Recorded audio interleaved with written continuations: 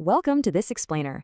Today, we're diving into the totally alien microscopic mechanics of how plants actually breathe. I mean, animals have heaving chests, right? But plants? To us, they look completely solid and airtight.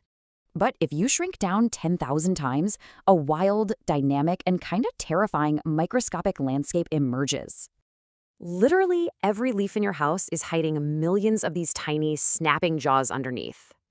These organic valves swallow up toxic carbon dioxide and violently exhale the very oxygen keeping us alive. Part 1. Stomata. Let's quickly break down the anatomy of these microscopic gates. Scientists call them stomata, which literally means mouths in ancient Greek. And honestly, the name is spot on.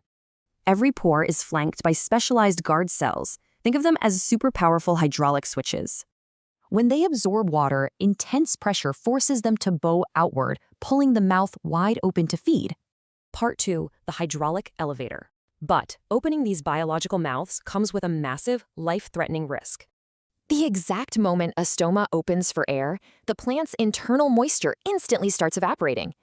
This evaporation, called transpiration, isn't some crazy design flaw. It's actually the essential engine of plant life. As water escapes, it creates a huge negative pressure vacuum, sucking the next water molecule right up. This unbroken chain yanks vital nutrients from the deep soil straight up, totally defying gravity. Part 3. Abscisic shutdown. So, what happens to this whole system during a blazing hot drought?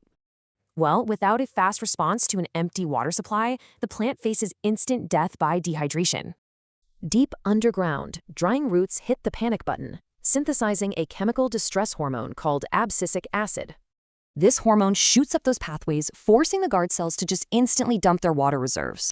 The cells go completely limp, the microscopic mouths snap shut, and an airtight survival lockdown begins.